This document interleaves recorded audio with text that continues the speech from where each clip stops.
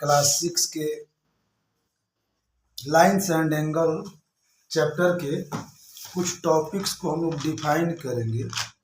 वैसे तो डिफाइन बहुत सारे हैं, लेकिन हम इसमें से कुछ ही टर्म का डेफिनेशन जो कि रिक्वायरमेंट के हिसाब से बोला गया है मैं वो बताने जा रहा हूँ। आप ध्यान से देखेंगे तो वो है आपका पहला कॉम्प्लीमेंट्री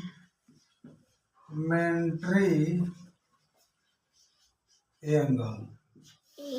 कॉम्प्लीमेंट्री एंगल क्या होता है आप देखेंगे तो कॉम्प्लीमेंट्री एंगल को हम लोग हिंदी में पूरक कोण भी कहते हैं। पूरक कोण, ठीक है। तो देखिए इसका डिफाइन मैं बता रहा हूं। If sum of two angles be 90 degree then they are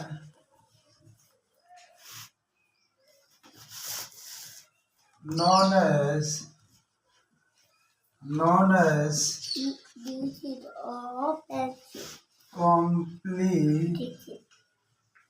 complementary angle. ये डिफाइन हो गया first. If sum of two angle B 90 degree, मतलब कि दो एंगल का सम 90 डिग्री आता है तो they are known as complementary angle, तब वो कॉम्प्लीमेंट्री एंगल्स कहे जाते हैं। या इसको हम लोग इस तरह से भी लिखेंगे, if A and B are two angles then A plus B equal to 90 degree are known as complementary angles। ठीक है। नोट में आप देखिए दो एंगल है, एंगल ए और बी। ए और बी का सम कितना हो जाएगा 90 डिग्री। हमने ऑलरेडी ए और बी को टू एंगल्स कह दिया है, इसलिए यहाँ एंगल लिखी या ना लिखी कोई दिक्कत नहीं। Angle A plus angle B 90 degree ये हो जाएगा, तो आपका ये कॉम्प्लीमेंट्री एंगल हो गया। जैसे if angle A equal to 90 degree, sorry 90 ले ही लिए, नहीं मिनिमम ले लीजिए 40 degree, then find their complement. Complement का मतलब क्या होता है देखिए यहां से ये नोट में हम लोग यहां लिख सकते हैं कि ए को बी का कॉम्प्लीमेंट कहा जाता है, यानी A is the complement angle of B and B is also complement angle of A. तो यहां फाइंड करना है तो according to complementary angle, according to complementary angles, angle A plus angle B equal to 90 degree. तो angle A का value कितना है 40 degree plus angle B equal to 90 degree. ठीक है, वीडियो बन रहा है, ठीक ठाक दिख रहा है जी? हाँ, थैंक यू। 90 डिग्री, तो यहाँ पर एंगल बी क्या हो जाएगा 90 डिग्री माइनस 40 डिग्री, यानी एंगल बी 90 में से 40 माइनस करेंगे तो 50 डिग्री, यानी कि 40 डिग्री का कॉम्प्लीमेंट एंगल 50 डिग्री होता है। कोई दिक्कत नहीं, दिक्कत होनी चाहिए। अब हम चलते हैं, कॉम्प्लीमेंट्री एंगल हो गया, अब लिखना है सप्लीमेंट्री एंगल। सभी लोग इसको यूज करके रोक करके आप लिख लोगे मैं लिखने जा रहा हूं सप्लीमेंट्री एंगल। सप्लीमेंट्री एंगल में देखो कॉम के जगह पर SUPPLEMENTARY सप्लीमेंट्री एंगल।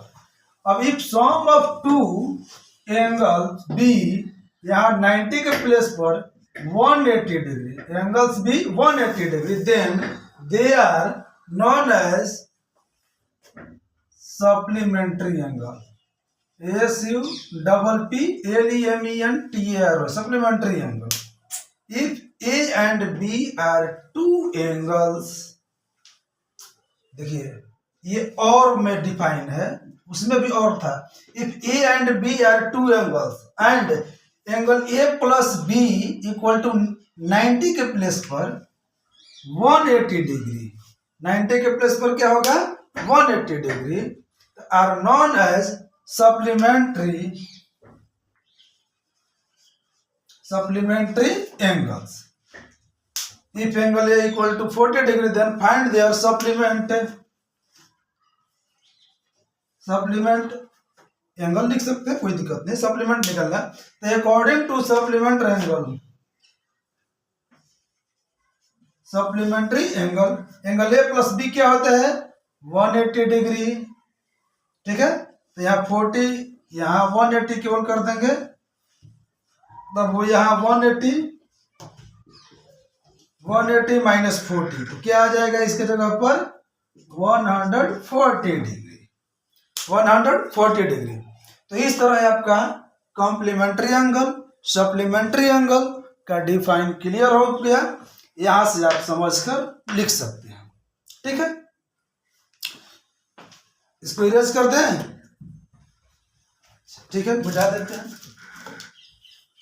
देखिए इसी में थोड़ा सा देखेंगे, कोई आपको भ्रमित करता है, भुलवा देता है, कैसे आपको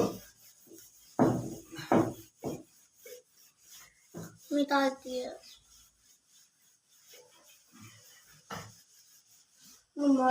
देखिए एक है